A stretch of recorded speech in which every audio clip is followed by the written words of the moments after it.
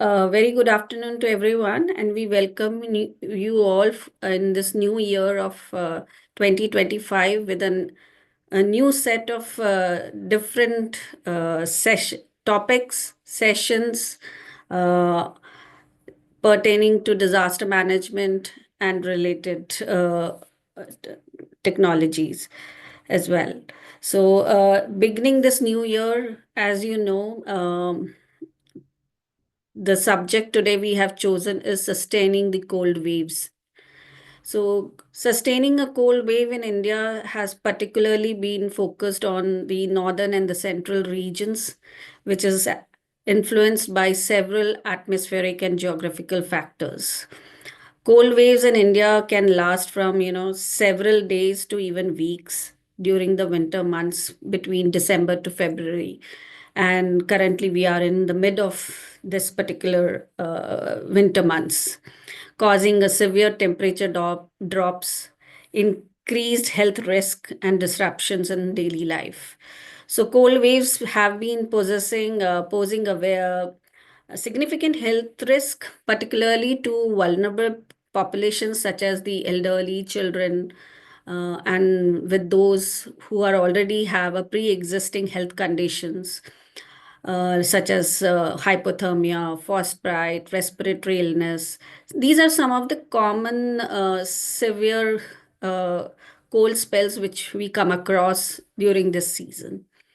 And as we say that cold waves have disrupted daily lives by affecting the transportation, affecting agriculture, water supply, roads and railways. They're all blocked by, a hazy fog or a snow or ice in different environments in different areas, causing delays and accidents. And farmers especially, they face a lot of challenges in protecting their crops, from uh, frost damage, or water supply systems can be strained due to freezing temperatures, and many, many more other things which actually disrupt the daily life during these winter months. And our northern India uh, does face such situations in across the northern part of India. So, our today's webinar will deliberate on how we sustain these cold waves, and let's look upon the various strategies for resilience. So, we have wonderful panel of three speakers over here. We have Dr. Mukta Girdhar. She's a senior consultant at Delhi Disaster Management Authority. Mr. Rajan Kumar Sharma, he's a disaster expert at DDMA District Una, Himachal Pradesh. Mr. Mohit Sharma, he's a disaster expert, DDMA, District Bulandshahr, Uttar Pradesh. So before I hand over the session to our speakers, I would like to invite our first speaker and introduce her, Dr. Mukta Girdhar. Dr. Mukta Girdhar has more than 24 plus years of experience in imparting education and expertise in the field of disaster management and GIS. She has a doctorate in earth sciences, specializing in geochemistry from University of Delhi. And currently, she is the senior consultant at Delhi Disaster Management Authority for the state of Delhi. She has also worked as assistant professor at uh, at the Center for Excellence in Disaster Management Studies at Indraprasth University, and faculty with Indian Red Cross Society as well. She has also worked as visiting faculty at for disaster management and GIS and remote sensing at various universities across the Delhi NCR, and such as Indira Gandhi Delhi Technological University, Tata Terry Institute, uh, Tata Energy Research Institute, Mumbai, and National Institute of Disaster Management as well, and Amity University. She has guided and presented 40 plus research papers in peer-reviewed journals, and has three book publications to her credit. She has also been awarded with the Women Empowerment Leadership Award in Disaster Management. So, I would like to invite her and take the session. Thank you so much, Swati, for such a wonderful introduction. And now, straight forward, I would like to come to my presentation. We have prepared a draft cold wave action plan. It is not approved, but it is in a approval stage, and I hope very soon it will be approved. So I think I have to share my. Yes, you need to share from the bottom. Is it visible? Yeah. Yes. Can you put it on? It's visible. Yeah. Yeah. So this is a phase. Just a second, how to. Yeah. So this is the phase for our cold wave action plan, which we have prepared. It includes a few chapters. The chapter one, this includes introduction, where we have included climatology and cold wave season in Delhi, impact of cold wave, objective of the cold wave action plan, definition of a cold wave, short-term and long-term goal. The second chapter, this includes overview of Delhi. It means where is the geographic location, their profile of Delhi, key statistics about Delhi, vulnerable population group, and in the chapter 3, that is early warning and communication. Here we have the early warning is given always by the Indian Meteorological Department, and DDMA has a responsibility to disseminate those information to all the stakeholders, and from there they communicate to the community. The next chapter, which is chapter 4, this includes mitigation and preparedness strategy and measures. Here we have included preventive measures and mitigation strategy. Then we have included some plans which has been made by some different departments. Maybe it's a MCD department, DUSIP department, then CPCB and Delhi Government Winter Action Plan. So every year they introduce. The chapter 6, this include cold wave standards, operating procedures, Delhi Disaster Management Authority, and these are the some urban local bodies, Health and Family Welfare Department, Animal Husbandry Department. These are few departments where we have included. So this is the executive summary and all those things. In the introduction, climatology of Delhi, impact of law, we have included all transport, energy sector, street vendors with the objective that sufficient strategic monitoring, trigger mechanism for activation and information sharing across multiple systems, mapping and analysis of extreme impact on the community. So this include how we have to prepare a plan, how we need to respond, what are the facilities we have, and how we can act at the time of emergency. So before that, after that, this is a overview of Delhi, which includes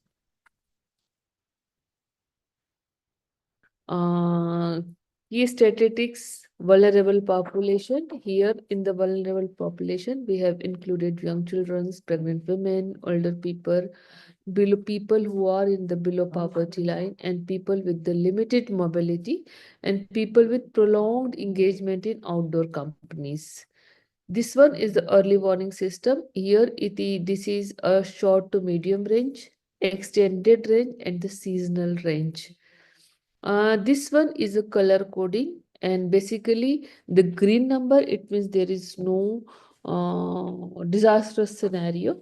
Yellow is just we need to be alert. Maybe the scenario can be dangerous or can be harmful. In the orange, and then this comes to red.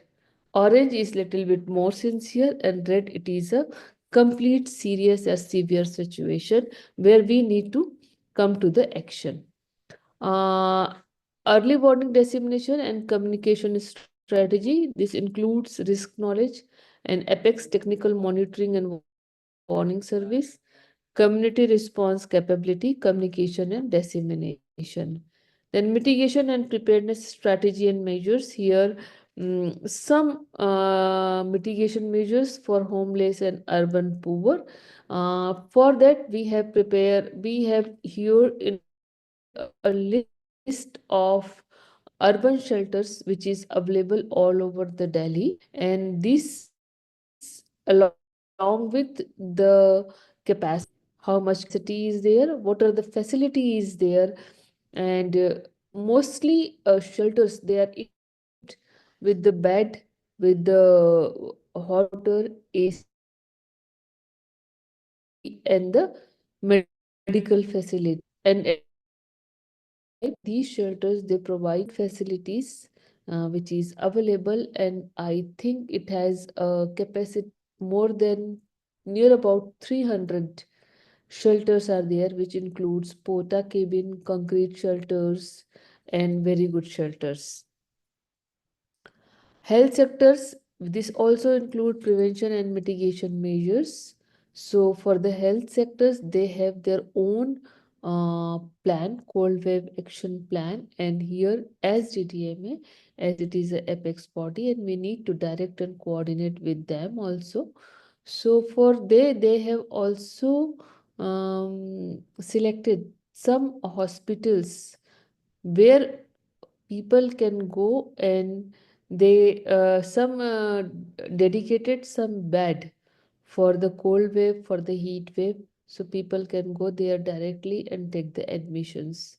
Some treatments are also free, and at the time of extreme cold wave they also appoint few more their staff, so that there should not be any chaos in that. Then these are the symptoms. This also we have included, which includes hypothermia. Normally people are not aware. Trench foot, normally the swelling, redness in the foot, then chilblains, redness, itching, possibly blistering, inflammation, possible ulceration in severe case. So hospital preparedness measures for cold wave. Then the next winter action plan for the department wise. Here, if you talk about the Delhi government, they have given this year the 21-point winter action plan, which includes monitoring of hotspot through drone, formation of a special task, control of dust pollution, operation of mobile anti-smoke gun, which you have people who belongs to Delhi, they are aware that most of the time MCD trucks and anti-smoke guns, they are there to just to spread the water and sprinkle the water to reduce the pollution. Increasing green cover, for that plantation drives are continue. Real-time source opportunist study, e-waste eco park, ban on free crackers, firecrackers, public participation. These are the 21 points which has been included in the Delhi government's winter action plan. Then there is Municipal Corporation of Delhi. They also have winter action plan. They have selected 13 pollution hot spot under this its jurisdiction, and these are the 14s are Narela, Bhavana, Munka, Wazirpur, Rohini, RK Puram, Okla, Jahangirpuri, Anand Vihar, Vivek Vihar, Punjabi Bagh, Mayapuri, and Dwarka. Then we have also included Central Pollution Board, Ministry of Environment, Forest and Climate Change graded response plan. So when they have to activate their graded response plan, the criteria is moderate to poor, very poor, severe. So these are the three, which includes grade 4, grade 3, and grade 2. Delhi Urban Shelter, which I have just now discussed with you, they also have a app which is Shelter SMS. That is, this includes in this app, which the moment you will call, you will get all the information which is related to shelter and who is the in charge of that shelter. This facility is also there. And then control room, the number is 14461. This is the number of DUSIP, and for the Delhi Disaster Management Authority the number is 1077. This one is the mobile app, and this one you can download as a RAN Basera from the Google Map, and there you will have all the information. They also conduct awareness campaign, repair and maintenance of shelters, coordination, and all those things happen with the DUSIP department. They provide facility which I have already discussed. Those facilities are Daris, mattresses, bedsheet, pillow, and blanket, locker facility for keeping belongings, electricity, lighting arrangements, drinking water, toilet facilities, bathing facilities, TV, AC, hot water in winter season. This facility is provided each and every shelters. So these are some categories of shelters: general shelter home, children's shelter home, shelter for disabled, women's shelter home, family shelter homes, shelter for drug addict, and recovery shelter for patients. So these are the tag categories. So everyone mm, adopt as per their categories. Then this one is the SOP. These are the three. First one is the risk analysis. These are the department, they are responsible to analyze the risk. If the cold wave is there, how much particular area will get affected. Agriculture, health and family welfare, animal husbandry, education, urban development, and NGOs. Then the early warning, IMD is responsible. They give us the information and we disseminate it further. They also parallelly they provide this information to the emergency support function, which includes health and family welfare, food and civil supply, education, urban development, police, traffic, fire service, labor, and media. For the preparedness, we again directed to the concerned department that this their cold wave is coming, and so we have to be ready accordingly.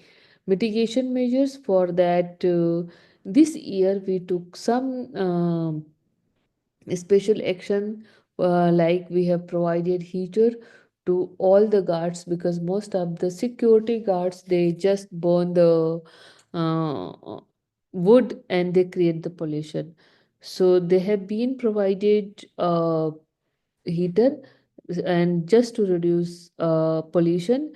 And the second, we have also appointed some volunteers from to each district, and they used to go to just this survey that if they in their jurisdiction, if there is any bonfire or some alarm is there, they just took the photo and sent to the authority, and they took the action to just douse that fire, so pollution should not be there. So this I think this action has been done in the first year in Delhi, and I hope this will contribute to reduce pollution, and at the same time to support to reduce the climate change. Then the risk analysis, integration of cold wave as one of the hazards in the DDMP, and where we have included all the departments, what are their roles and responsibilities, and how to move forward to reduce the risk and at the same time hazardous situation. Structural mitigation measures, if you talk about, this includes new infrastructure, including night shelter as per the emerging need, initiate repair of lifeline building, including schools, healthcare centers, and night shelters for saving lives of vulnerable people. And the non-structural, we among communities to enhance awareness, just to disseminate IEC information, and through the Nukkad Natak, through the social media.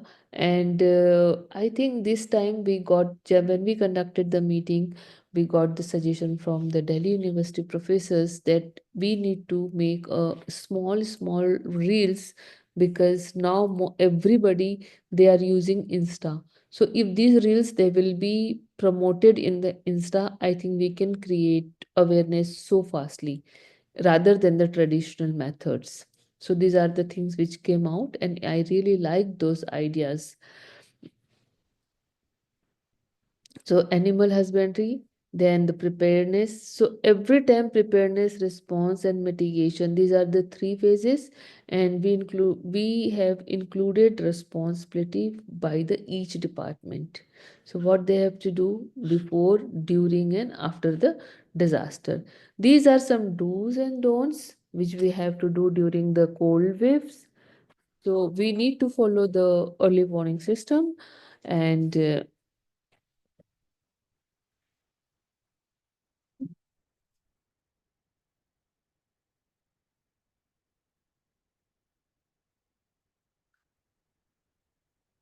we have to eat healthy foods, cover properly. We should take care, the temperature should not fluctuate properly. I mean the body temperature and the environment. And these are the annexures from the agriculture. What are the do's and don'ts? I will share those things, and I think this will be more mm, common things which can be used, and these are some annexure which have incorporated in our action plan. So here we can have all the things. These are the format through which every district will collect the information and provide these information to state. Yeah, so these are the some numbers which we can use. These are the emergency number from the disaster management, Delhi Police, PCR, Delhi Police hotlines, CATS ambulance, these, all these. And I think this is enough. And with this, I would like to close. Thank you, Dr. Mukta, and thank you for specially taking out time from your busy schedule. I know you have a very busy schedule today, and you just managed to pitch in during the webinar. If anybody has any questions, we can take it now for Dr. Mukta because she might have to mm, go away for a meeting or something. So we can take any questions if we have from the Yeah, participants. thank you, ma'am. Can I ask one question to ma'am? Sure. Yes, please. Yes, Yeah. please. So, ma'am, this mobile app is a very interesting thing you shared about. So, who are the main person who can download this? I mean, the person who will be guiding these shelterless people, or who because normally these people, those who are beggars or they are sitting on the road, normally they don't have mobile. Uh, a majority of them. So, I mean, is it a responsibility of some citizens who can help them, assist them, and downloading this app and help them to go to the right Ren Basera? Yeah, this is the responsibility of community, or but at Mhm. the same time, the DUSIP department, they have vehicles. They do patrolling throughout the जी. night and in the cold wave time or in the heat wave time. If they Mhm. saw someone who is sleeping outside and who's Mhm. really suffering, they just took those people and bring them into a shelter and provide Right. all the facilities. Right. Thank you so much, ma'am. Thank you. Yeah. I have And a ma'am, this question. document is available over public forum. This document you shared. Yes. Okay. You Okay. can take this from their website, DUSIP, Okay. Delhi Thank you so Urban much. Shelter Improvement Department. Yeah. Thank you so much, ma'am. Thank you, Ms. Divya, for asking this question because I was about to ask this question. How is this action plan being implemented and being available to the citizens of Delhi state? I think it's been a very, very comprehensive plan you have created for action. And how the citizens can participate in this action plan because we all know Delhi faces this cold wave season very severely at times during the winter months, and it has been changing. The climate has been changing year on year. So, would you like to comment on that? Yeah, sure. Because basically we disseminate all the information to different departments. For example, if we send this information to education, so it's their role to disseminate further to schools, from schools to kids. That is how things can trigger down. And the same way, Delhi has 11 districts, and every district they have a district disaster management authorities. So they are responsible to further disseminate.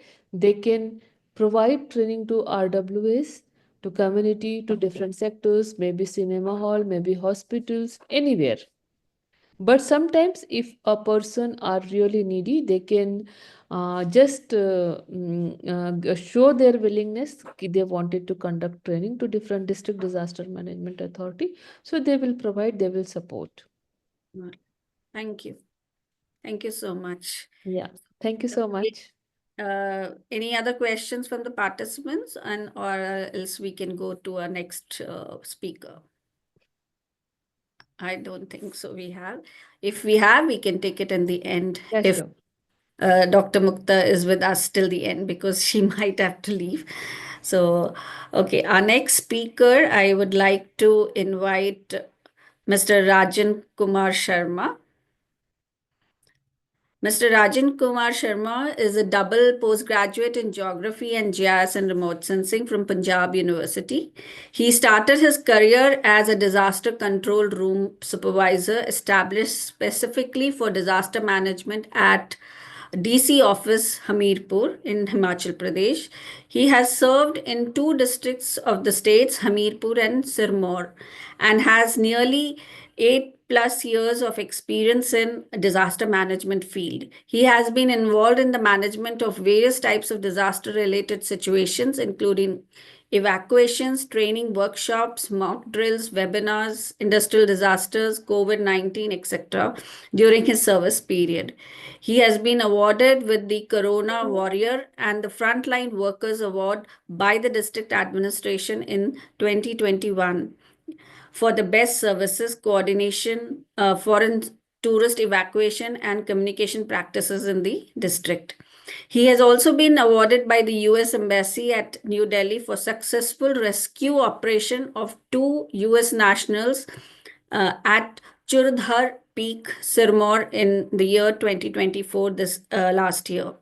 Mr. Sharma is also an ex-NCC cadet and NSS volunteer at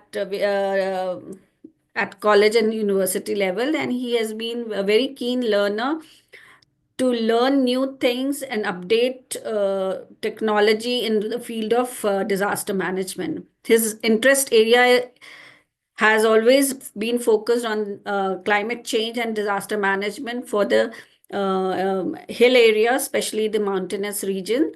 And currently, Mr. Rajan Kumar Sharma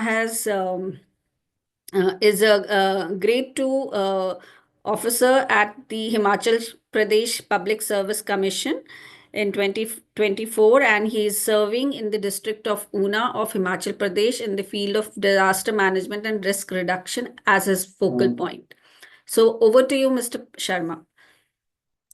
thank you so much ma'am. Actually ये introduction बहुत लंबा हो गया, इसके लिए मैं माफी चाहता हूँ. लेकिन डिजास्टर मैनेजमेंट एक ऐसा फील्ड है, आई थिंक जिसको हम जितना ज्यादा करेंगे उतना ही आई थिंक इसके रिगार्डिंग जो है वो हम कर पाएंगे, क्योंकि एक वॉलंटरिज्म भी है, एक एंथुजियाज्म भी है किसी भी काम को करने के लिए. तो आपदा प्रबंधन एक नई फील्ड है.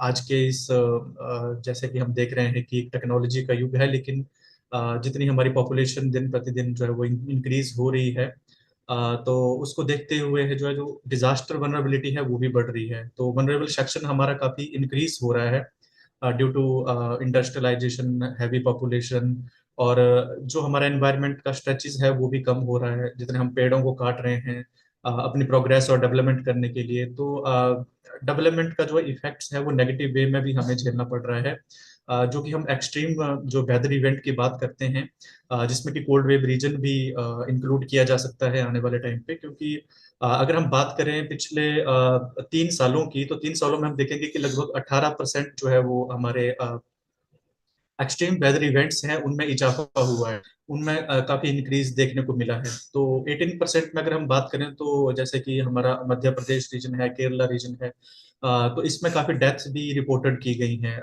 इस तरह के जो डिजास्टर्स हैं हमारे. और जिसमें कि चाहे हीट वेव की बात करें, चाहे कोल्ड वेव की, या चाहे जो भी हमारे एक्सट्रीम इवेंट्स हो रहे हैं सारे, ये एक चिंता का विषय है इस वर्तमान समय में. और इसके रिगार्डिंग एक रिपोर्ट जो अभी इंडियन मेट्रोलॉजिकल डिपार्टमेंट की आई, जिसमें कि 1978 से लेकर 2014 तक का जो पीरियड इसका, उसमें हम देखते हैं कि बिहार और जो हमारा यूपी का क्षेत्र है, नॉर्दर्न रीजन का, उसमें जो है वो कुछ ज्यादा जो एक तरह का डेथ्स जो है वो ड्यू टू कोल्ड वेव की वजह से रिपोर्टेड हुई हैं, जिसमें कि 606 के लगभग करीब हमारे जो कोल्ड वेव के स्ट्रोक हैं वो इवेंट रिकॉर्ड हुए हैं, जिसमें कि लगभग 8,500 के करीब जो डेथ्स हैं वो ऑफिशियली जो है इंडियन मेट्रोलॉजिकल डिपार्टमेंट के माध्यम से जो है वो रिकॉर्डेड दिखा है वहाँ पे। तो अगर हम कोल्ड वेव की बात करें तो बिहार जो रीजन है वो 44% जो है वो ज्यादा वनरेबल है, यूपी जो है 31% जो है वो, ओवरऑल इंडिया की बात करें तो ज्यादा हमारे कोल्ड वेव जो चलती है वहां पे हर साल, और आने वाले टाइम में ये बढ़ रही है। और इसका मेन रीजन यही रहता है कि जो हमारी वेस्टर्न डिस्टर्बेंसेस हैं, WB, जो कि हमारे जनवरी के महीने में ज्यादातर जो है वो वेस्टर्न डिस्टर्बेंस के थ्रू माध्यम से जो हमारा मेडिटेरेनियन सी है वहां से जो हवाएं चलती है थ्रू जेट स्ट्रीम, वो ज्यादा इफेक्ट करती है हमारे नॉर्दर्न रीजन को, जिसमें कि जम्मू कश्मीर, हिमाचल प्रदेश, हमारा पंजाब का रीजन, यूपी, बिहार और दिल्ली और राजस्थान, ये सारे के सारे इसमें इंक्लूडेड हैं। और वहां पे एकदम से जो है वो लो लेवल जो देखने को मिलता है हमें जब कोल्ड वेव एकदम से, या बारिश की बात करें एकदम से जो बारिश होती है।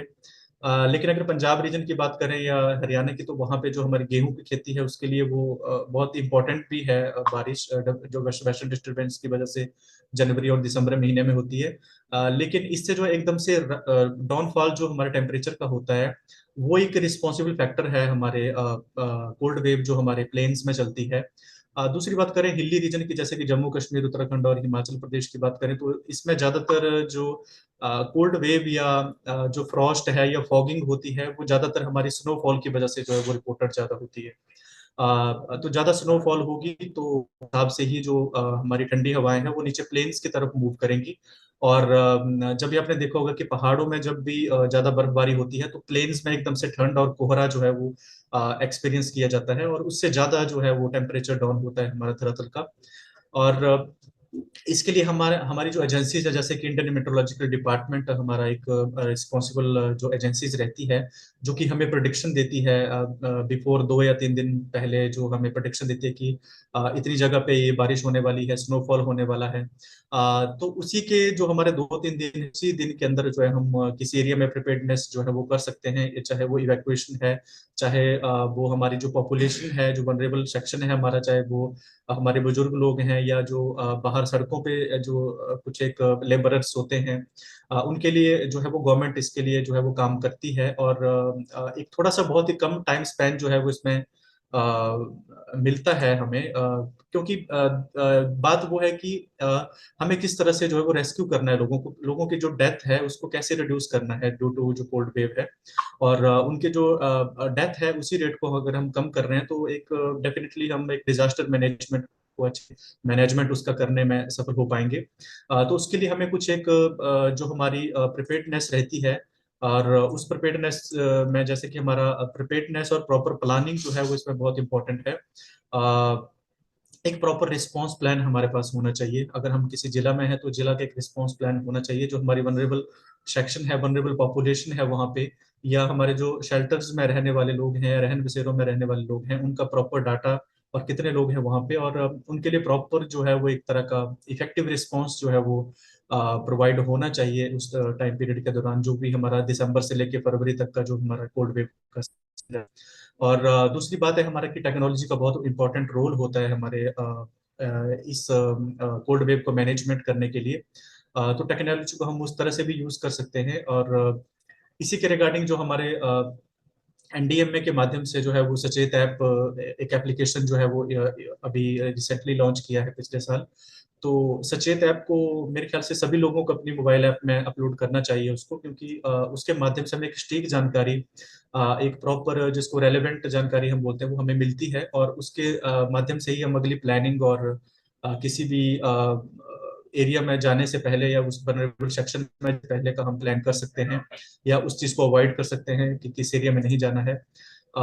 दूसरी बात है कि हमारे पास एक प्रॉपर मॉनिटरिंग सिस्टम जो है वो कोल्ड वेव का रहना चाहिए। एक प्रॉपर एनालिसिस उसका हर साल होना चाहिए कि पिछले साल जो है वो इतनी डेथ्स हमने रिपोर्ट की है, तो उसका वजह क्या है, जिसको हम लेसन लर्न्स कहते हैं, कि हमने उससे पिछली जो आपदाएं हैं उनसे क्या सीखा।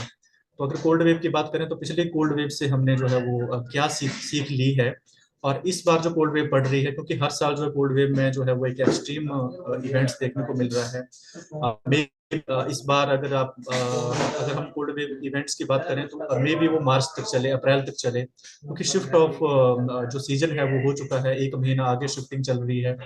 तो हमें चाहे हमारे यहाँ पे स्कूलों की छुट्टियों का जैसे सवाल होता है कि वो हमें सोचना पड़ेगा कि अगर इस तरह का इवेंट अगर आगे तक चलता है तो प्लेन्स में और हिली एरिया में जो बच्चों को स्कूल की छुट्टियां करनी है एक्सट्रीम कोल्ड में, तो वो प्रशासन को इस बारे में सोचना पड़ेगा कि किस तरह से उसको हम रिड्यूस कर सकते हैं, और किस तरह से हम अपने जो हमारे वनरेबल सेक्शन है उन बच्चों को हम किस तरह से जो है वो उनके स्कूलों की छुट्टियों को शुरू करेंगे। एक ये चीज देखने को आती है। दूसरा, हमारे फसलों के ऊपर इसका क्या इम्पैक्ट पड़ता है। जो हमारी गेहूं की फसलें हैं या गन्ने की फसल है, आलू है, या कोई भी किसी भी तरह का फसल होती है, तो उसके लिए क्या इफेक्ट पड़ रहा है हमारा ड्यू टू ये जो हमारा फॉगिंग है, या जो ज्यादा एक्सट्रीम स्नोफॉल हो रहा है या ज्यादा बारिश हो रही है, उससे जो है उन जगहों पे क्या फर्क पड़ रहा है। कुछ एक जगहों पे क्या होता है कि बहुत ज्यादा बारिश जो है वो एक्सपीरियंस होती है, तो उससे फसलों को नुकसान हो रहा है, लेकिन कुछ एक जगह पे सूखे की स्थिति भी जो है वो ड्राइनेस इस सीजन में देखने को मिलती है, तो उससे भी ज्यादा नुकसान फसलों को होता है। इंफ्रास्ट्रक्चर रहता है जैसे कि रोड, ब्रिजेस, उनमें भी स्ट्रेचेज आ जाते हैं, यानी कि इस ड्राई मौसम की वजह से उसमें दरारें आ सकती हैं, स्ट्रेचेज आ सकते हैं, रोड्स जो है वो टूट सकते हैं, कहीं पे उनमें दरार आ सकती है, क्योंकि ये ज्यादा एक्सट्रीम जो कोल्ड वेव है, चाहे 0 डिग्री सेंटीग्रेड पे हो या 10 डिग्री से पीछे की अगर हम बात करें, तो बेसिकली जो कोल्ड वेव है हम उसको तभी प्रेफर करते हैं जब 10 डिग्री, जो प्लेन्स का अगर पैरामीटर देखें तो 10 डिग्री सेंटीग्रेड से पिछले अगर पीछे पीछे अगर मौसम काफी दिन तक बना रहता है टेम्परेचर में, तो हम उसे कोल्ड वेव बोलते हैं। और अगर हिली एरिया की बात करें तो उसमें थोड़ा सा 0 डिग्री से पीछे की जो या माइनस में या 0 डिग्री में टेम्परेचर होगा, तो हम तब हिली एरिया में उसको डिफाइन करेंगे as a cold wave. Otherwise hilly area में देखिए कि कई जगह है हमें देखने में मिलता है कि हिली एरिया में बर्फ ज्यादा पड़ती है, लेकिन वहां पे इतना ज्यादा ठंड महसूस नहीं होती है। बेशक टेम्परेचर ठीक है, लेकिन वहां पे हिल्स होने की वजह से जो वहां पे वार्म मासीज है और कोल्ड मासीज है, उसका जो रोटेशन है, सर्कुलेशन है, वो चलता रहता है दिन रात, तो उससे मौसम जो है वो एक स्टेबिलिटी पे बना रहता है। लेकिन अगर प्लेन की बात करें तो कई बार ऐसा होता है कि बर्फ पहाड़ों पे पड़ी है, लेकिन जो हमारे प्लेन के रीजन है वहां पे ज्यादा माइनस में या 0 डिग्री में टेम्परेचर देखने को मिलता है, यानी कि पहाड़ों से ज्यादा प्लेन्स हमारे ठंडे हो जाते हैं। तो ज्यादा चैलेंजिंग मेरे ख्याल से जो हमारे प्लेन्स के रीजन है वो ज्यादातर चैलेंजिंग है कोल्ड वेव में, अगर हम कंपैरिजन करें हिली एरिया की, तो ज्यादा मैनेजमेंट की जरूरत हमें प्लेन्स में ज्यादा पड़ती है। उसके लिए प्रॉपर प्लानिंग होनी चाहिए। दूसरा है कि टेक्नोलॉजी का हमें इसमें करना पड़ेगा। इसके अलावा इमरजेंसी जो हमारे पास रेस्क्यू बटालियंस होती हैं, जैसे किसी भी जिला में किसी स्टेट के पास, उनको एक स्पेशली एक रेडी मोड पे रखना पड़ेगा इस मौसम के लिए।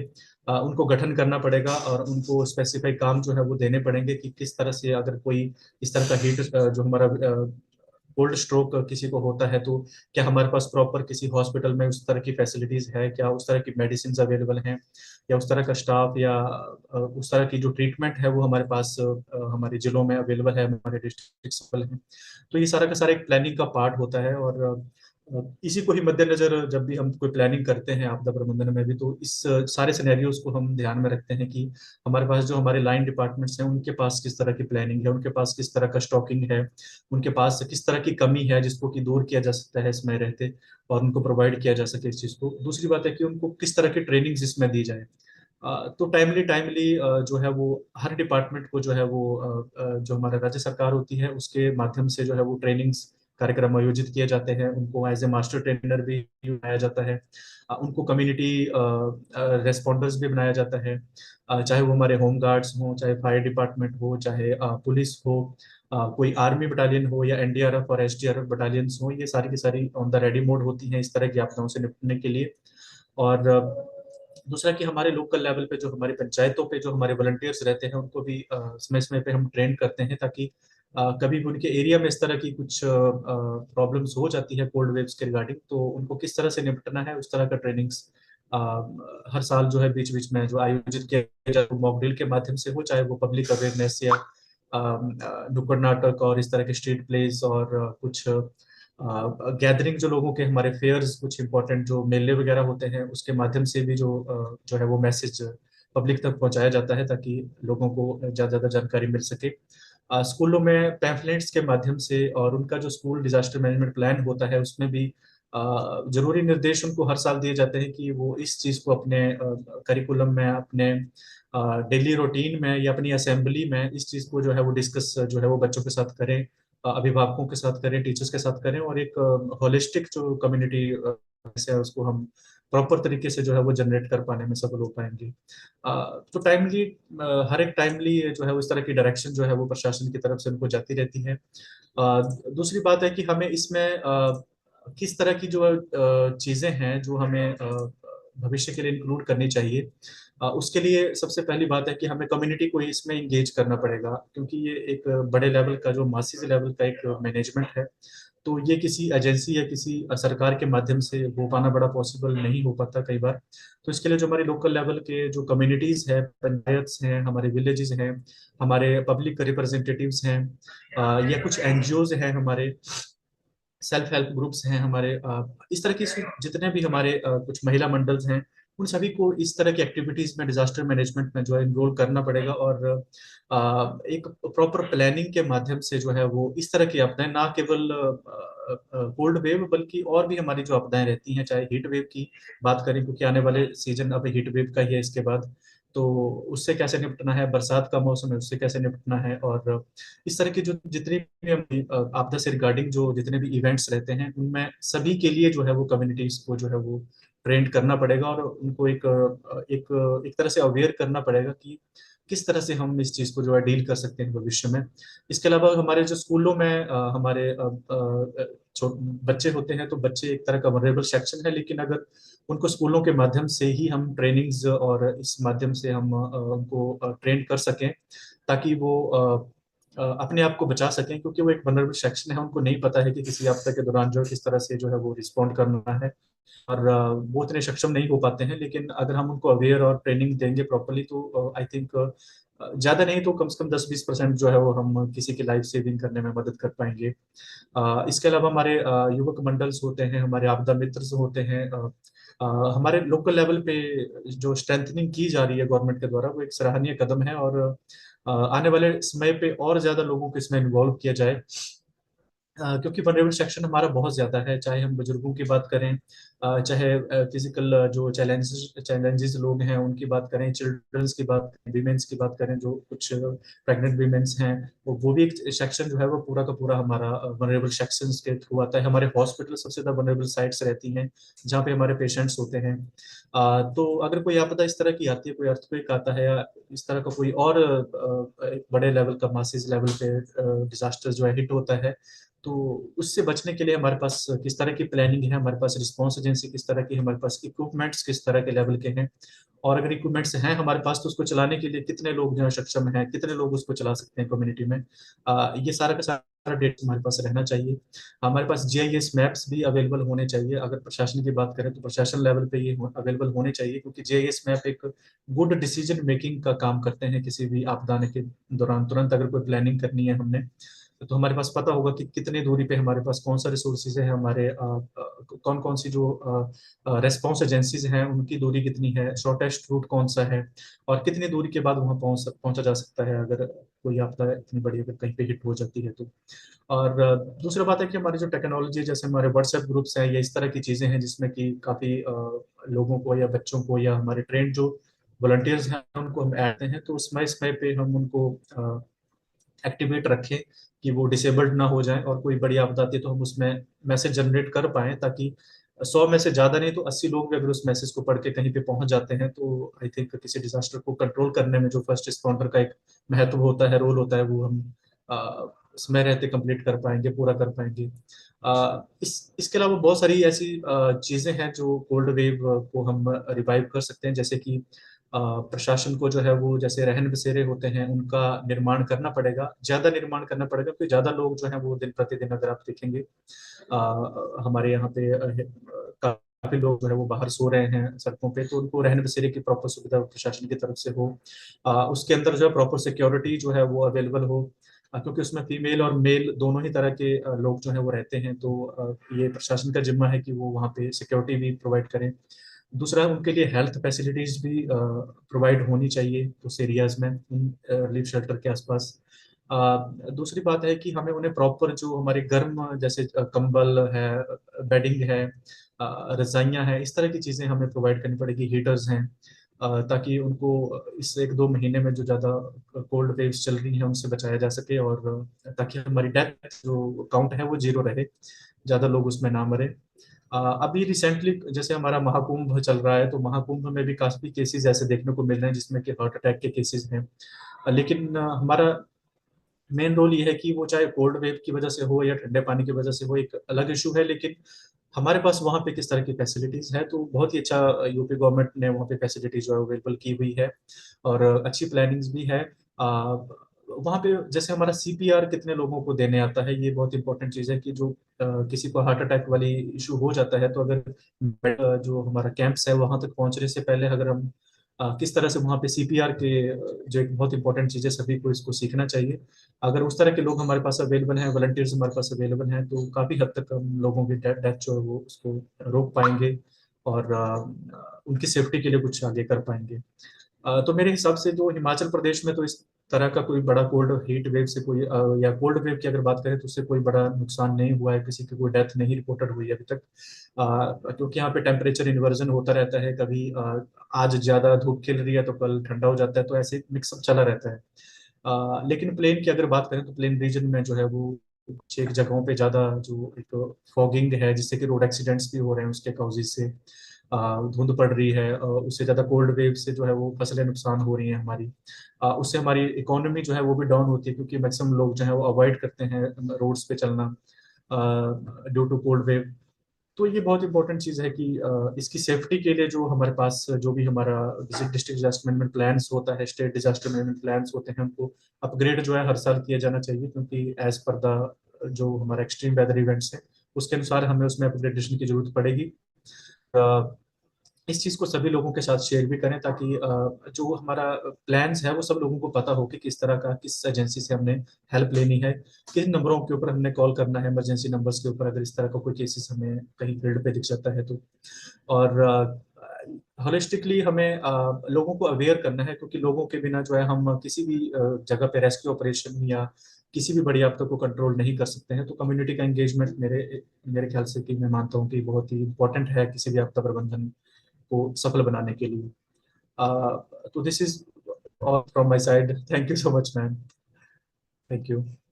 थैंक यू सर, आपने तो बहुत ही अच्छा डिस्क्रिप्शन पूरे एक स्टेट प्लान का मतलब मेरे ख्याल से दिया। I think this is what you are, जो आप बता रहे हैं, जो यू हैव एक्सप्लेन्ड, वो शायद हिमाचल प्रदेश में पूरा इम्प्लीमेंटेड है, about as per your saying. तो मेरे को देख के भी लगा है कि that you have been like working at the ground level, आप लोग ग्राउंड लेवल पे काम करके अवेयरनेस कर रहे हैं, और you're meeting every small integrities of the action plan, strategizing properly and meeting the requirements. uh, एक क्वेश्चन है, जैसे आप कह रहे हैं कि बहुत सारे प्लान्स आपने बनाए, मतलब एक्शन प्लान आपका ऑलरेडी इम्प्लीमेंटेशन में है, right? It is already in the executing phase. Yes ma'am. तो what is new happening in your मतलब आप जो आपकी स्ट्रैटेजाइजिंग है, आपकी प्लान इम्प्लीमेंटेशन है, एक्शन प्लान इम्प्लीमेंटेशन है, तो what is anything specific new efforts have been done? ये तो नॉर्मल हम लोग देख ही रहे हैं, विच इज हैपनिंग। जैसे अभी डॉक्टर मुक्ता ने अपना दिल्ली स्टेट एक्शन प्लान बताया, उन्होंने they are creating they have created a app also, to reach out to the citizens. So ऐसे आप लोगों ने भी कोई ऐसा कुछ क्रिएट किया हुआ है जिससे आप, बिकॉज हिमाचल प्रदेश तो बहुत ही रिमोट, पूरा हिली एरिया है completely, and reaching out to people is little difficult. So if अगर इस तरह की कोई टेक्नोलॉजी एप्स अगर बिल्डअप हैं आपके उधर, तो I think that would be more beneficial to reach out to the authorities in case of any emergency scenarios. Yes ma'am, but problem ये है कि थोड़ा हिली एरिया और इंटीरियर इलाका होने की वजह से जो हमारी मोबाइल ऐप्स होती हैं वो कुछ एक हिमाचल तक, 60% हिमाचल तक तो वो एक्सेसिबल है इजिली। अच्छा। उसके लिए हम प्रोवाइड कर सकते हैं जो हमारे टीएसपी कंपनीज है, लेकिन कुछ एक हमारा दूर दराज का इलाका है, वहाँ पे वो पहुंचा पाना बड़ा मुश्किल। लेकिन दूर दराज के इलाकों में एक्चुअली लोग बहुत कम रहते हैं, उतना स्कैटर्ड पॉपुलेशन है, बहुत ज्यादा पॉपुलेशन वहाँ पे नहीं है। जैसे ओके। हमारा ज्यादा पॉपुलेशन जो जिला है वो कांगड़ा है, तो एक्सेसिबल है सब जगह पे, कोई दिक्कत अच्छा, नहीं है। Yes ma'am. आपका मतलब ये डिस्ट्रिक्ट से रिलेटेड, मतलब in general what you were saying, आपका यस यस डिस्ट्रिक्ट से, यस ठीक। मैम, डिस्ट्रिक्ट इस तरह के मैम टेक्नोलॉजी को एक्चुअली यूज तो हम करना चाह रहे हैं, लेकिन हम्म। थ्रू जो हमारी पेक्युलर कंडीशन है वेदर्स की, तो उसमें ज्यादा सक्सेसफुल नहीं हो पाते। हमारे पास सैटेलाइट फोन्स हैं, हमारे पास वायरलेसेस भी हैं, लेकिन कई जगह पे काम करते हैं, कई जगह पे ड्यू टू ज्यादा सिग्नल्स हिली। वो हो जाते हैं, I yes understand, yes those yes yes ma'am. Problems are तो ऑलवेज मैम देयर। हमारी जो पब्लिक रिलेशन डिपार्टमेंट होता है, तो हम थ्रू उन्हीं के ही माध्यम से जो है वो, या व्हाट्सएप के माध्यम से, या पब्लिक रिलेशन, या हमारे न्यूज़पेपर्स, हमारे जो मीडिया, सोशल मीडिया होता है, या चैनल्स हैं, उनके माध्यम से ही हम उनको पहुंचाने की कोशिश करते हैं वहाँ पे। या हमारे कुछ एक प्रोग्राम्स हमारे फील्ड लेवल पे होते हैं, तो हम वहीं पे चल जाके इंटीरियर इलाके में ही जाके जो है प्रोग्राम्स कंडक्ट कर लेते हैं इस तरह के अवेयरनेस के। तो लोगों को उस माध्यम से अटेंड किया जा रहा है अभी तक तो। Yes thank you thank you. Sir, बहुत ही अच्छा आपका brief talk was very beautiful, मतलब बहुत ही अच्छा आपने डिस्क्राइब किया। Thank you so very much. Thank you ma'am, thank you so much. किसी पार्टिसिपेंट का अगर मिस्टर शर्मा से कोई क्वेश्चन है तो you can ask right now, और या तो फिर हम बाद में ले लेंगे। नहीं है अभी कोई, तो विल मूव ऑन सर, और लास्ट में फिर एक Q&A कर लेंगे, अगर किसी के कोई क्वेश्चंस होंगे तो we can take it at that time. So ma'am I, मेरा एक क्वेश्चन है।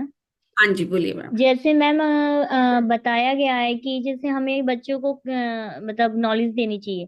9th क्लास तक के बच्चों को हमें गैस की नॉलेज नहीं है कि एक हमारे इधर हादसा हुआ कि 4 बच्चे थे, उसके फादर गैस खुली छोड़ गए और वो मतलब चाय बना रहे थे, कुछ छोड़ दिया उनने, पर वो बच्ची पास में ही बैठी थी, उसको महक क्यों नहीं आई, और वो 9th क्लास की थी। 14 साल का बच्चा तो इस चीज को नोट कर सकता है ना कि कुछ महक है और कुछ गलत हो रहा है। और इतना बुरा मतलब हादसा हुआ वहां पर, वो चारों के चारों बच्चे मतलब देखने लायक नहीं रहे। देखिए मैम, ये मैन मेड डिजास्टर की आप बात कर रहे हैं, हाँ और जी मैम। ये it is not really relevant to this topic of discussion at this moment, but still मैं आपको ये बता दूं कि तो यहाँ पे नेग्लिजेंसी है ना फादर की भी, कि क्यों उन्होंने गैस खुली छोड़ दी। और बच्चों को जनरली एक टाइम के आने के बाद उनको ये सब चीजें हमें बतानी पड़ती हैं, राइट? तो इट इज नॉट, आपको उनको समझाना पड़ता है कि क्या, बच्चे तो बच्चे ही हैं, चाहे 10वीं तक भी बच्चे आ जाएंगे तो उनको कई बार ये चीजें नहीं पता होती है, तो ये सब चीजें अवेयरनेस उनको सिखाना पड़ता है।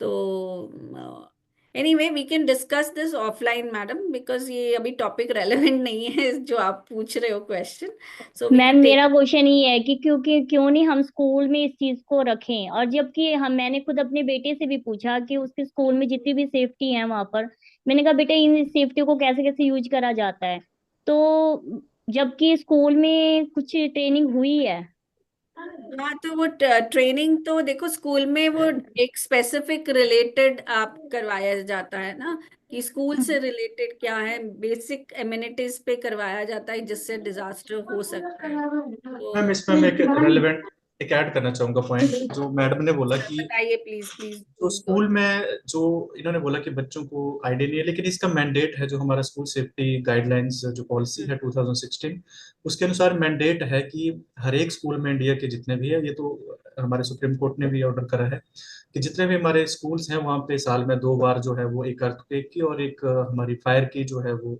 मॉक ड्रिल जो है वो कंडक्ट की जानी चाहिए। ये मैंडेट है और ये स्कूल प्रशासन को करना ही चाहिए, मतलब करना ही पड़ेगा, एक मैंडेटरी एस्पेक्ट है ये। दूसरा है हमारा जो करिकुलम है स्कूल का, उसमें ऑलरेडी एडेड हैं सब्जेक्ट्स, जो डिजास्टर मैनेजमेंट के चैप्टर्स हैं वो एडेड हैं बच्चों के लिए, 9वीं 10वीं में शायद एडेड हैं वो। तो वही का करिकुलम है। बाकी थोड़ा सा स्कूल को अवेयर होना पड़ेगा इस चीज के लिए कि डिजास्टर्स को, जैसे हमारी असेंबली पॉइंट होता है तो असेंबली में ही कुछ ऐसे ट्रिक्स को बताएं। कोई छोटे मोटे मॉक ड्रिल्स करा दें यस, स्कूल लेवल पे। Some initiatives have to come from the school level also. Facilities available हैं गवर्नमेंट की तरफ से इस तरह के एक्टिविटीज कराने के लिए, अवेयरनेस प्रोग्राम्स कराने के लिए, but yes schools also have to take an initiatives to how to keep their students yes updated. Ma'am, अगर उसमें स्कूल नहीं कर पा रहे इनिशिएट, तो जो फिर पेरेंट्स टीचर्स की मीटिंग होती है, तो पेरेंट्स भी उसके लिए फोर्स कर सकते हैं स्कूल को, स्कूल एडमिनिस्ट्रेशन को, कि ये चीजें हमारे बच्चों के लिए जरूरी है, क्योंकि सेफ स्कूल का कॉन्सेप्ट तभी हमारे पास आएगा और वो मैंडेटरी भी है, तो स्कूल मना नहीं कर सकता उसके लिए, और क्योंकि बच्चे वहां पे पढ़ रहे हैं। और दूसरा आपका डिस्ट्रिक्ट एडमिनिस्ट्रेशन भी इसको इनिशिएटिव ले सकता है कि वो अपने हर स्कूल जो अपने डिस्ट्रिक्ट के अंदर है उसमें ये अवेयरनेस प्रोग्राम चला सके इस तरह के। राइट, मैं गलत तो नहीं बोल रही? So now I'd like to invite our third speaker, Mr. Mohit Sharma. He is an MBA in disaster management and MSc in physics. Mr. Sharma is an ex-district project officer of District Disaster Management Authority, West District, Delhi. He was there earlier, and currently he is working as a district disaster expert in district Bulandshahr of Uttar Pradesh. So welcome, Mr. Sharma. I'll share your presentation. Just give me a second.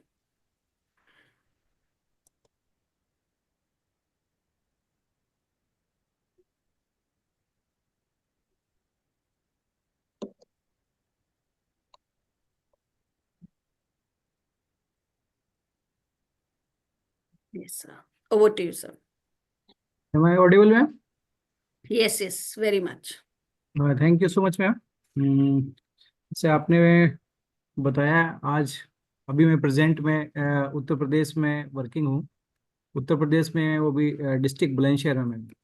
जैसे ये webinar है ma'am cold wave management के लिए, तो मैं ज़्यादा cold wave को ही focus करके बात करूँगा, और एक्चुअली ग्राउंड में जो वर्क हो रहा है मतलब उत्तर प्रदेश में, उसी को ही हाईलाइट करूँगा यहाँ पर। तो मैं स्टार्ट करता हूँ मैम।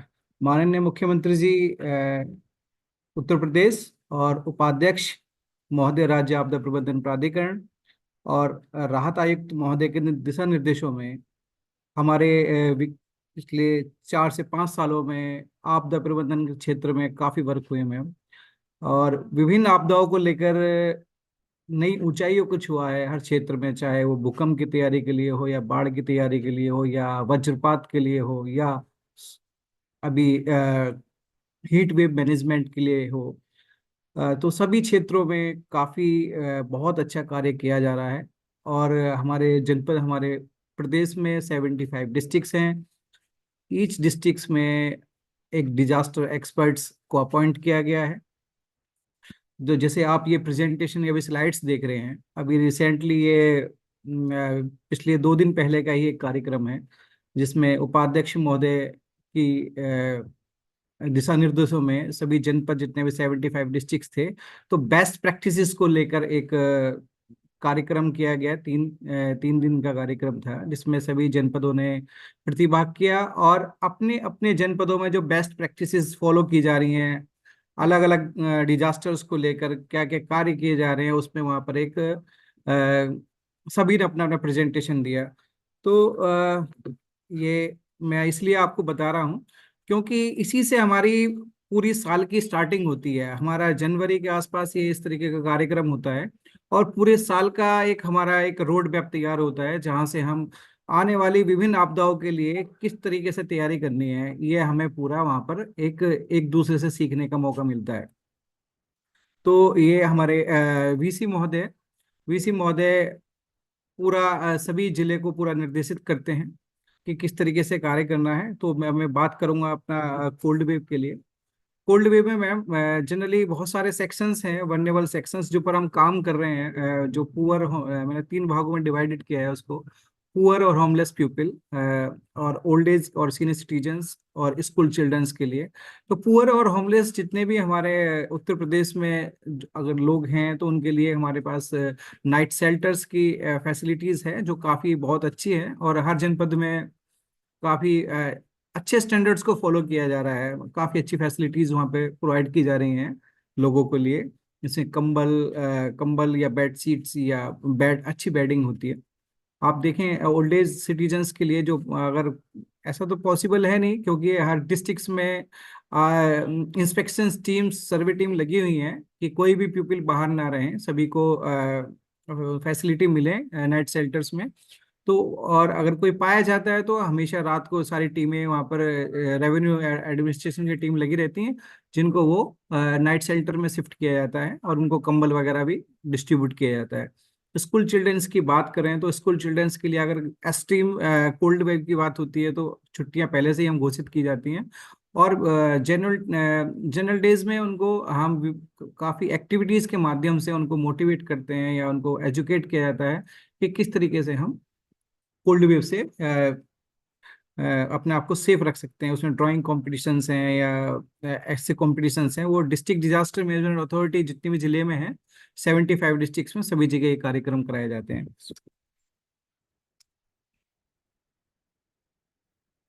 मैम नेक्स्ट करेंगे प्लीज। ये जैसे अभी राजन जी ने भी बताया, तो ये वेदर फोरकास्टिंग चैनल्स हैं मैम, जो हम फॉलो कर रहे हैं अपने जिलों में। सबसे बेस्ट चैनल्स हमने मॉनिटरिंग के लिए कोल्ड वेव में, एक अभी हमारे प्रदेश में आप द प्रहरी ऐप का लॉन्च किया गया है, जिसमें हम लाइव मॉनिटरिंग कर सकते हैं कोल्ड वेव के रेस्पेक्ट में। जो हमारे रैन बसेरा बने हुए हैं, नाइट शेल्टर्स बने हुए हैं, आप नीचे फोटोज देख रहे हैं, उसमें कितने लोग प्रतिदिन उसमें आ रहे हैं और कहाँ कहाँ पर जनपद में अलाव की व्यवस्था की जा रही है, उसके लाइव फोटोज हम ऐप के माध्यम से अपलोड किए जाते हैं, ताकि वो शासन स्तर पर मॉनिटरिंग की जा सके कि पूरे प्रदेश में कितने लोग आज रात को रैन बसेरे में रुके हैं और कितने अलाव अलग अलग स्थलों पर जलाए जा रहे हैं। दामनी ऐप है, सचेत ऐप है, राजन जी ने बताया, उसके माध्यम से हम फोरकास्टिंग जो हमारी वेदर के है, उसमें हमारी नीचे लेवल पर उसको डिसमिनेट किया जाता है। प्रिंट मीडिया के माध्यम से भी हम time to time dos and don'ts पर अपना प्रचार प्रसार करते रहते हैं। नेक्स्ट। ये कुछ आप ये फोटोज देख रहे हैं, जिसमें शासन के दिशा निर्देशों पर डिस्ट्रिक्ट एडमिनिस्ट्रेशन की टीम आप पिछले 2 महीने से, लगातार 2 महीने से सभी रैन बसेरे का निरीक्षण करती हैं, क्या क्या फैसिलिटीज लोगों को मिल रही है और क्या क्या बेटर किया जा सकता है। उसमें डीएम महोदय और एसडीएम, तहसील स्तर और ब्लॉक लेवल की टीम्स पूरे प्रदेश में रात को घूमकर ये पूरा मॉनिटरिंग करती हैं कि कोई भी ऐसा व्यक्ति ना हो जो कि खुले में सो रहा हो। ये और कंबल को भी मैम, ये जो आपदा प्रहरी ऐप मैंने अभी आपको बताया कि हर जिले को एक अच्छा खासा अमाउंट एलोकेट किया जाता है कंबल डिस्ट्रीब्यूशन के लिए, अलाव के लिए। तो कंबल जो प्रत्येक जिले में खरीदे जाते हैं, उसको एक सही हाथों में वो कंबल जाए, उसकी भी मॉनिटरिंग शासन द्वारा आपदा प्रहरी ऐप के माध्यम से की जा रही है। जब भी किसी को भी कंबल डिस्ट्रीब्यूट किया जाता है तो वो आपदा प्रहरी ऐप पर अपलोड किया जाता है उसका फोटो। तो वो काफी अच्छा है। ये इस बार ये हमारे यहाँ पे स्टार्ट हुआ है। ये राहत आयुक्त महोदय ने बहुत अच्छा इनिशिएट किया है, तो सभी जनपदों में इसको फॉलो किया जा रहा है। Please next. ये कुछ फोटोज देख सकते हैं। जो हमारे नीडेड लोग हैं उसको जिलाधिकारी महोदय अपने हाथों से कंबल वितरित कर रहे हैं, एडीएम साहब भी वितरित कर रहे हैं।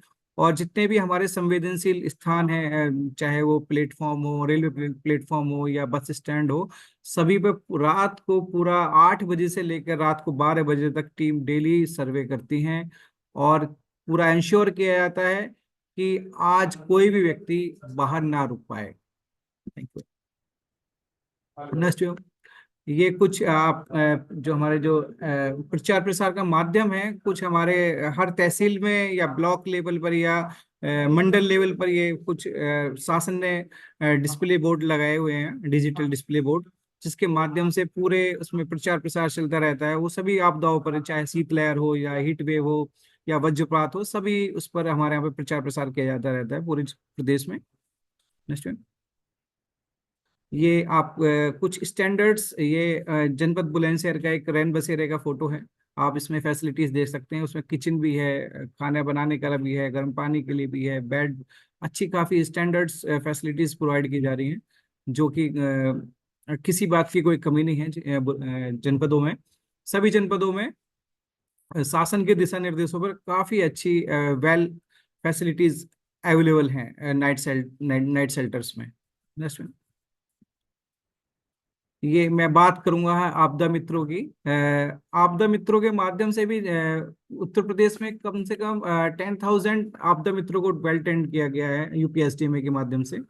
तो आप देख रहे हैं जनपद बुलंदशहर के आपदा मित्र हैं, और इसी प्रकार से पूरे प्रदेश में जो भी हमारे जिले के एक प्रतिनिधि आपदा विशेषज्ञ हैं वहां पर, उन्होंने मैपिंग की हुई है आपदा मित्रों की, कौन सा आपदा मित्र कहाँ पर रहता है, और उससे पूरा कोऑर्डिनेशन कांटेक्ट बना रहता है उनका प्रत्येक उसमें। तो ये शीतलहर के दौरान भी हमने ऐसे ही जितने भी नीडेड लोग हैं सबको आइडेंटिफाई किया हुआ है उसको, और पहले से ही उस डिमांड शासन को भेजी हुई थी कंबलों की। तो जो हमें कंबल हमें परचेज किए, हमने वो नीडेड लोगों को आपदा मित्रों के माध्यम से 1 to 1 जाकर ये कंबल का डिस्ट्रीब्यूशन कराया है, ताकि किसी बात की कोई कमी ना रहे उस हमारे प्रबंधन में।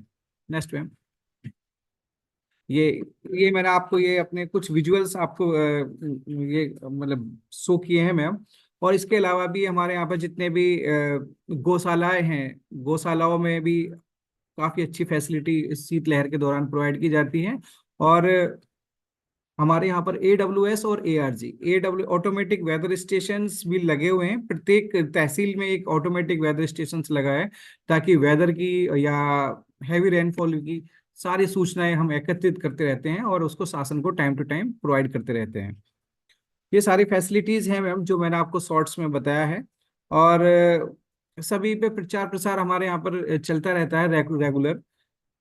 ये मेरा छोटा सा प्रेजेंटेशन था। मैं आपकी कोई क्वेश्चंस हो तो आप ले सकते हैं प्लीज।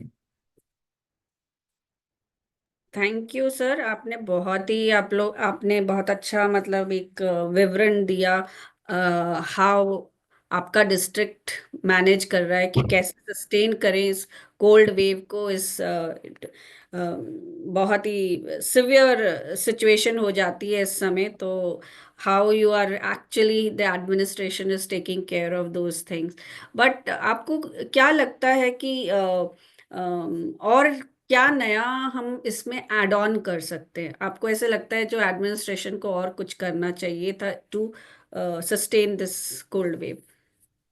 मैम, जो मेनली जो हमारे होमलेस पीपल्स हैं उसके लिए हमारे पास सफिशेंट मात्रा में रैन बसेरे बने हुए हैं। और हमने पॉइंट्स सेलेक्टेड किए हुए हैं जहाँ पर हम अलाव जलाते हैं हमेशा, और उसकी शाम को अलाव जलाए जाते हैं। और ये आपदा प्रहरी आप जो बताया मैंने आपको, ये पहली बार लॉन्च किया गया है, ताकि हम ये ऑफिस में बैठ के मॉनिटरिंग कर पाते हैं इससे कि कहाँ कहाँ पर हमारे मतलब ऐसा नहीं है कि उसको डॉक्यूमेंट में डाल दिया कि इतने जी का अलाव जल रहे हैं। उसको एवरी डे एवरी पॉइंट की फोटो अपलोड की जाती है, जिससे हमें पता लग जाता है कि हमारे जितने भी पॉइंट्स हैं हमारे कहाँ कहाँ पर हमारे अलाव आज की डेट में जले हैं। तो वो काफी अच्छा रहता है। उसमें हमारे लाइव हमारा एक टारगेट जो है हम उसको अचीव कर पाते हैं डे टू डे। और ऐसा कोई कोल्ड वेव को और लेके कोई हमारी कैजुअलिटी हमारे पूरे प्रदेश में अभी तक कोई नहीं हुई है मैम। और इस बार आप जानते भी हैं कि इस बार ठंड का सीजन थोड़ा सा इतना नहीं रहा है। ठंड भी अभी लास्ट आप 2 डेज में आपने देखा कि काफी अच्छा खासा वार्म मौसम हो गया था। अब फिर से बैक किया है मौसम ने। तो इसलिए अब ज्यादा फोकस हमारा कोल्ड वेव का जो था वो ऑलमोस्ट हम अचीव कर चुके हैं। बट अब हम जो नेक्स्ट आने वाला सीजन है हमारा, क्योंकि अभी हम जनवरी में और आप देख रहे हैं कि टेम्परेचर किस तरीके से धीरे धीरे बढ़ रहा है। तो हम जो हीट वेव वाला जो सीजन आने वाला है, जो उत्तर प्रदेश में काफी लास्ट ईयर में कुछ डेथ्स भी हुई हैं हीट वेव को लेकर, क्योंकि कोल्ड वेव में तो वैसी कोई डेथ्स हमारे यहाँ पर रिपोर्टेड नहीं हुई है मैम। तो अगर कोई होता भी है तो हमारे यहाँ पर एक पूरा गाइडलाइन है, शासन दिशा निर्देश। हमारे यहाँ पर अगर किसी भी आपदा में किसी की भी जनहानि होती है तो उसमें 4 लाख देने का प्रावधान है। तो हमारे यहाँ पे एक पूरा ऑनलाइन सिस्टम है उसको भी डिस्ट्रीब्यूट करने का मैम।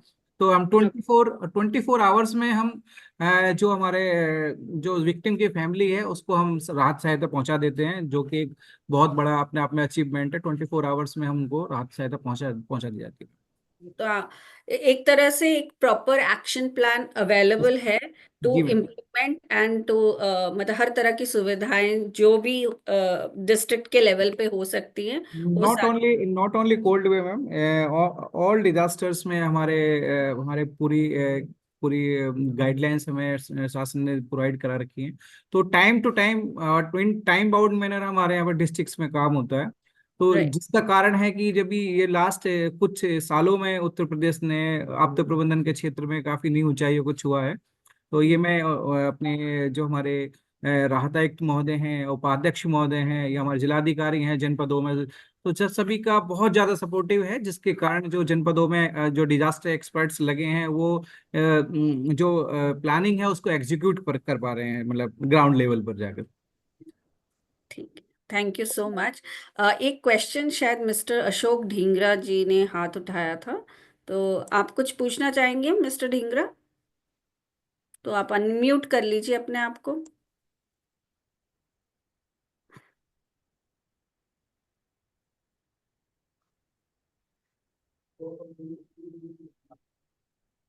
और किसी पार्टिसिपेंट का कोई क्वेश्चन है, कुछ कोई पूछना चाहेंगे?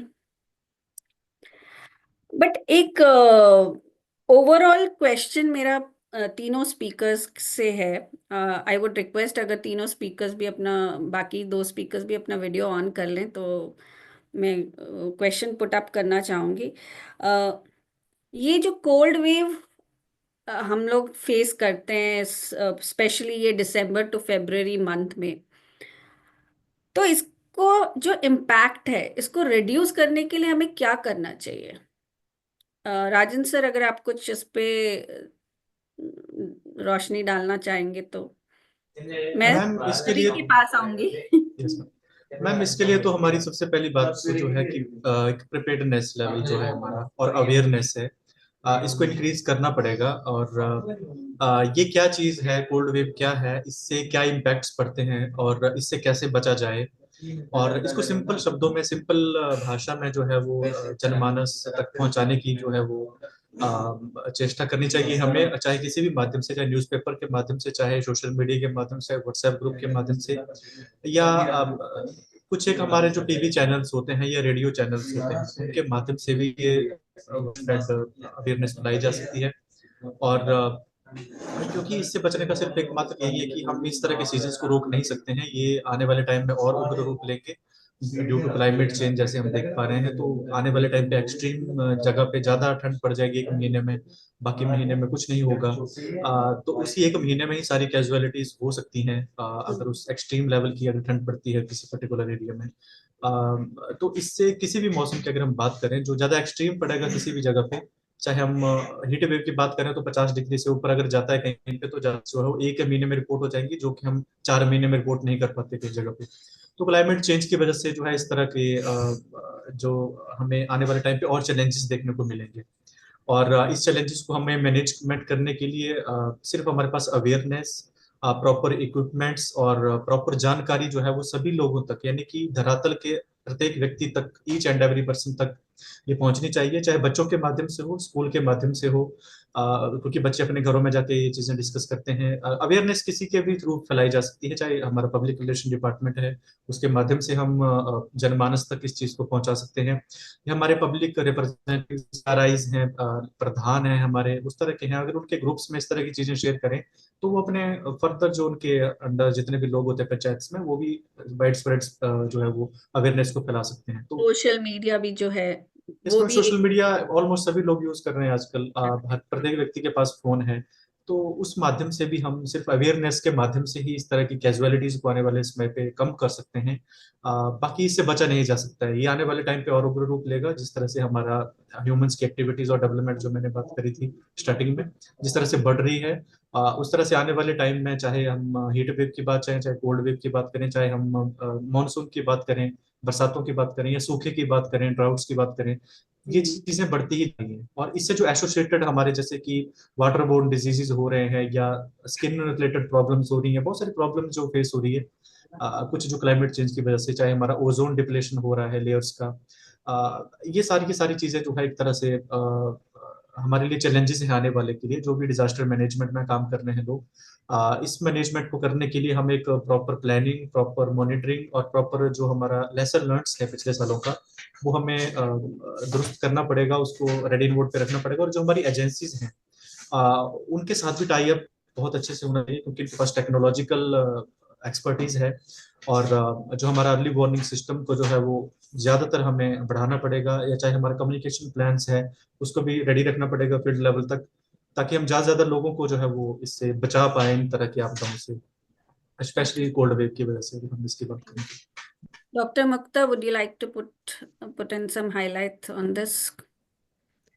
Yes, my state is ki if you want to control the impact of any season, maybe it is a heat wave or cold wave, it is not only efforts when the cold wave comes. The effort should go on throughout the year. Right. Then only we can see the impact on the ground. Policies are there, plans are there, but somehow it is not been implemented on the ground. Normal community, normal people, they are not aware. So the focus should be the community awareness program through the social media, and it has to be interest has to be taken by the senior or in the political level. Then the things can be quickly. That is my state. Thank you. And mister Mohit Sharma, आप कुछ कहना चाहेंगे इस question पे? Yes ma'am, जो हमें थोड़ा अपना जागरूकता लेवल है ना सोसाइटी के अंदर में, उसको थोड़ा सा इंक्रीज करना पड़ेगा सभी डिजास्टर्स को लेकर, वैसे कोल्ड वेव हो या हीट वेव हो या अर्थक्वेक हो। और हम देख भी रहे हैं कि आप मैडम ये पूरे पूरे इंडिया में आपदा प्रबंधन के क्षेत्र में जो अवेयरनेस का लेवल है वो लगातार बढ़ता जा रहा है। जितने भी स्टेट अथॉरिटीज़ हैं और डिस्ट्रिक्ट अथॉरिटीज़ हैं उस पर लगातार काम कर रहे हैं, और लगातार आईएससी मटेरियल उस पर प्रिपेयर किया जा रहा है। तो हमारे जो हाई कमान है, मतलब वो नेशनल लेवल पर हो या स्टेट लेवल पर, वो काफ़ी अच्छा इस क्षेत्र में काम कर रहे हैं, नो डाउट, उस पर कोई कमी नहीं है। और बस ये है कि हमको जो हमारे जो एजुकेटेड लोग हैं जो डिजास्टर मैनेजमेंट को लेकर, उनको इस फील्ड में लेकर आना पड़ेगा, उनको स्पेस देना पड़ेगा, ताकि वो आए, वो लोग आए और इस क्षेत्र में आके नए नए थ्रू इनोवेटिव आइडियाज के माध्यम से उस चैनल को आगे बढ़ाते चले जाएं। आप जो जागरूकता का लेवल है, तो उसको हमें ये देखना पड़ेगा किस तरीके से हमारे जो नए यूनिवर्सिटीज में बच्चे पढ़ रहे हैं उनको किस तरीके से इसमें अडॉप्ट किया जाए डिजास्टर मैनेजमेंट में, ताकि ये आने वाली टाइम में जितने भी हमारा क्रिटिकल टाइम आने वाला है मैम, अपकमिंग 10 ईयर्स या 20 ईयर्स में, तो उसको हमें कैसे मैनेज करना है, तो उसके लिए हमको उनको स्पेस देना पड़ेगा। Right, thank you. तो ऑल इन ऑल अगर देखा जाए तो हमें communication, awareness, integration of such programmes at the university school level include करना चाहिए, और जितने अवेयरनेस प्रोग्राम्स होने चाहिए by the administration should be implemented. और अगर कहीं पे एक्शन प्लान नहीं बना है तो उसको भी बना के इम्प्लीमेंट एंड एग्जीक्यूटिंग फेज तक लेकर आना चाहिए. This is one thing which I could gather from all of you.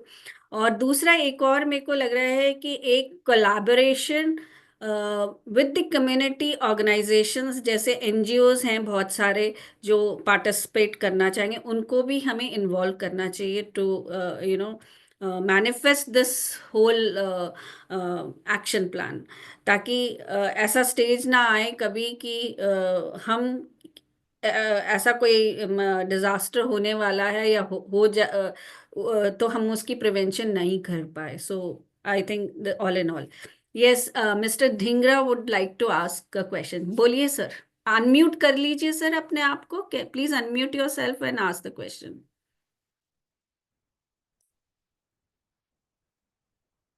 Sir आप अनम्यूट कर कीजिए. I think he's not able to unmute himself. या तो आप उसमें लिख दीजिए सर, चैट पे, आपका अगर कोई क्वेश्चन है तो. नवदीप जी का एक क्वेश्चन है सर. यहाँ सारी कार्रवाई सिर्फ पेपर वर्क में ही है, ग्राउंड लेवल पर ऐसा कुछ नहीं है. 2014 से पहले ऐसा होता था. इस पे कोई कुछ कहना चाहेगा? I think it's a very big statement.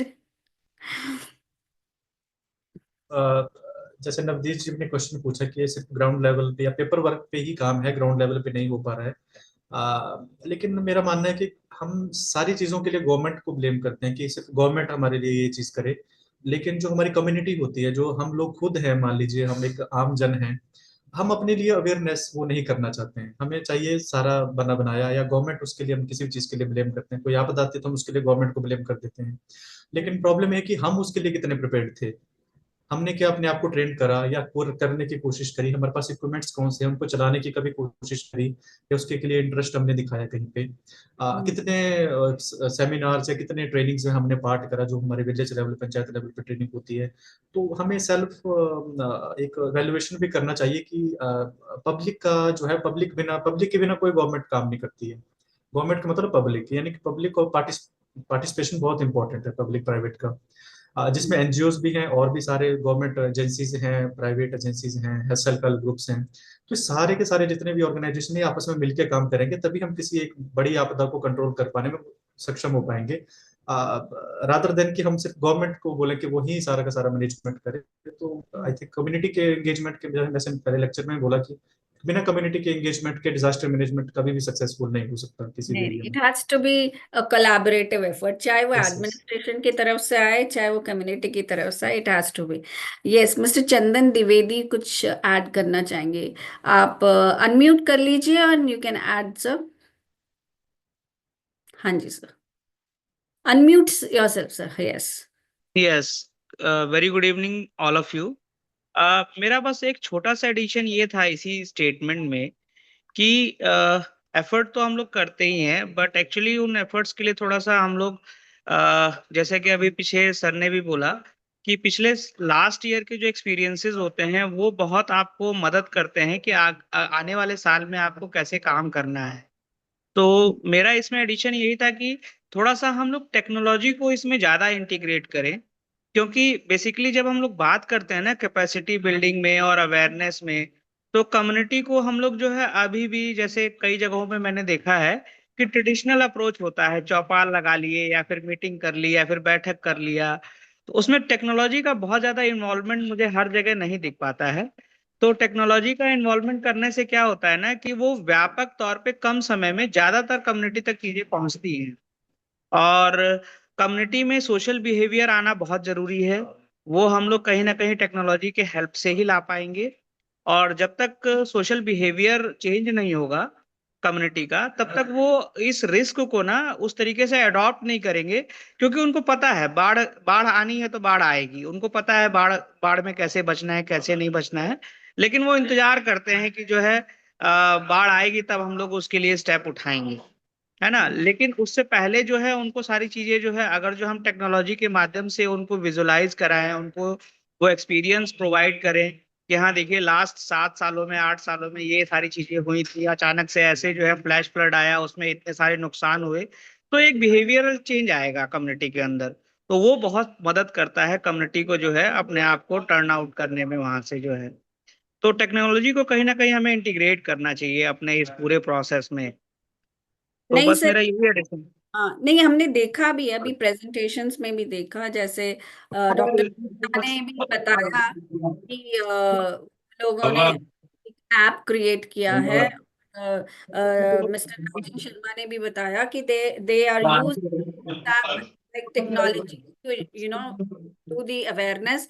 And mister Sharma, Mohit Sharma ji ने भी बताया कि बहुत सारे एप्स उनका डिपार्टमेंट, उनका स्टेट, उनका डिस्ट्रिक्ट ने क्रिएट किए हैं, जो यूज कर रहे हैं वो अवेयरनेस प्रोग्राम्स के लिए and to reach out to the masses. Yes, एक क्वेश्चन और आ रहा है मिस्टर सुशील कुमार। आप अनम्यूट कर लीजिए and this will be the last question we'll take today. Mister Sushil Kumar, आप अनम्यूट करके पूछ सकते हैं। यस, नमस्कार मैम, नमस्कार सभी को। मैम, मेरा क्वेश्चन जो है वो मोहित जी से है। If Mohit ji is available to answer my question. Yes yes, he is there, very much.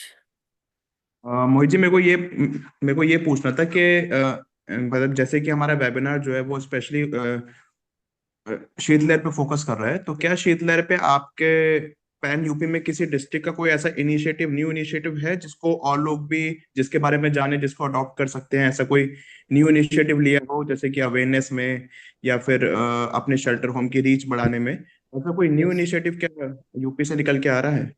Yes yes yes yes सुशील, बहुत अच्छा एक इनिशिएटिव है, जो कि एक बार कोड में ना, जो हमारा एक बार कोड जनरेट होता है, बार कोड के माध्यम से पूरे उत्तर प्रदेश में एक अवेयरनेस को, एक बार कोड है, बार कोड क्रिएट करने के बाद सारे जनपदों में शीतलहर या अन्य आपदाओं को भी लेकर एक जो नॉलेज है उसको शेयर किया जा रहा है।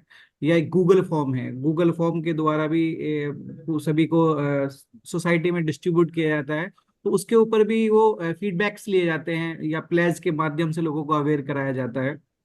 और सभी डिजास्टर्स की, जैसे शीतलहर में अभी सुशील जी ने बताया, तो रैन बसेरे की मैपिंग की हुई है, जीआईएस मैपिंग।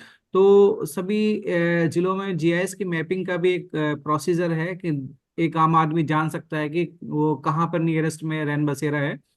तो हमारे डिस्ट्रिक्ट मथुरा, हाँ मथुरा में बार कोड के माध्यम से और ये इस मैपिंग के माध्यम से जो और डिस्ट्रिक्ट्स को भी फॉलो कर रहे हैं, उसको काफी अच्छा काम हो रहा है। ये न्यू इनिशिएटिव है जो लॉन्च कर रहे हैं हमारे डिस्ट्रिक्ट्स में, बार कोड के माध्यम से अवेयरनेस करने में। Thank you. एक क्वेश्चन और आ रहा था, लेकिन I think it's almost 5 o'clock, so thank you very much आप सभी स्पीकर्स का कि आप लोग अपने अपने शेड्यूल टाइम से टाइम निकाल के हमारे साथ अपना व्यू पॉइंट शेयर कर सके, because it's a very very important subject, specially in the northern states of India, जहाँ हम we are always, Delhi is always affected with this cold wave every year, so we experience a different completely a different scenario every year, along with the a smoggy fog every year, along with this cold waves. So yes, we really need to take right action at the right time, and I hope Delhi action plan बहुत ही जल्दी implement हो, it has started its implementation, and we hope that it will be in full swing by the next year. मैं 15 second लूंगा अभी, है ना, बिल्कुल बिल्कुल इफ यू सर, अलाउ। या हमारे एक अभी क्वेश्चंस पूछा था नवदीप कुमार, नवदीप सिंह ने, नवदीप हैं। जी जी जी मैं नवदीप के बारे में इस प्लेटफॉर्म के माध्यम से बताना चाहता हूँ। नवदीप जी वेस्ट दिल्ली से रहने वाले हैं, हम्म, और काफी जो हमारी जो day to day incident disasters होते हैं दिल्ली के अंदर में, सबसे पहले ये वहां पर पहुंचते हैं। और जितनी भी वो लोकल में फैसिलिटीज अवेलेबल होती हैं उस डिजास्टर के दौरान, वहां पर पूरी पूरी मदद करते हैं टीम के साथ में, जिला प्रशासन के साथ में जाकर। और मैंने मैंने मुझे पता है अभी नवदीप को दिल्ली डिजास्टर मैनेजमेंट अथॉरिटी के द्वारा आपदा मित्र के रूप में भी तैयार किया गया है। तो नवदीप जी हमारे दिल्ली के अंदर में one of the finest volunteer हैं जो डिजास्टर मैनेजमेंट में काम करते हैं। तो मैं उनको साधुवाद देता हूँ इस प्लेटफॉर्म के माध्यम से कि वो इसी तरीके से कार्य करते रहें और जो भी वेबिनार्स हो अपने क्वेश्चंस उठाते रहें ताकि लोग आपके क्वेश्चनों का जवाब देने के लिए तैयारियां करते रहें। Thank you so much. बिल्कुल, thank you sir, thank you mister Navdeep, आप बहुत अच्छा काम कर रहे हैं जैसे मिस्टर मोहित ने बताया, एंड वी कंग्रेचुलेट यू। और ऐसे ही हमें इस तरह के वॉलंटियर्स चाहिए, एंड आई वुड रिक्वेस्ट कि आप इस तरह के वॉलंटियर फोर्स तैयार कीजिए सो दैट हम गवर्नमेंट को बोल सकें that we are all available to help them out on the community के behalf पे. So thank you very, very much to all the speakers, and we hope to connect on a different platform.